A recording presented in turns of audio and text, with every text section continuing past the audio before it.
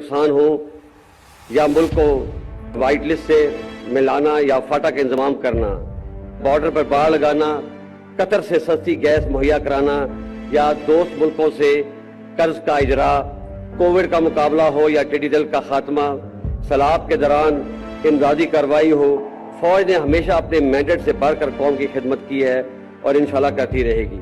اور میں آپ کو یقین دلاتا ہوں کہ ان کاموں کے باوجود فوج اپنے بنیادی کام اور دہشت گردی کا مقابلہ کرنے سے کبھی غافل نہیں ہوگی۔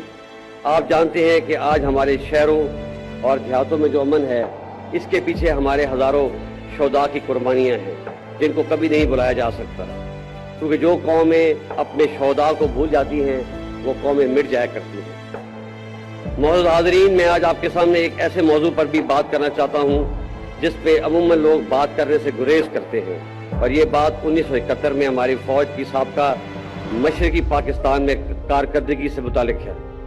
میں یہاں پر کچھ حقائق درست کرنا چاہتا ہوں۔ سب سے پہلے، سابقہ مشرقی پاکستان ایک فوجی نہیں، ایک سیاسی ناکامی تھی۔ لڑنے والے فوجوں کی تعداد 92,000 نہیں، صرف 34,000 تھی۔ باقی لوگ مختلف گورنمنٹ کے ڈپارٹمنٹس میں تھے، اور ان 34,000 لوگوں کا مقابلہ 2.5 lakh Indian army, 2 lakh trained Mukti Bahini. Against these heavy odds ہماری فوج بہت بہادری سے لڑی اور بے مثال قربانیاں پیش کی، جس کا اعتراف خود Indian army chief field marshal Manek Shaw نے بھی کیا ہے۔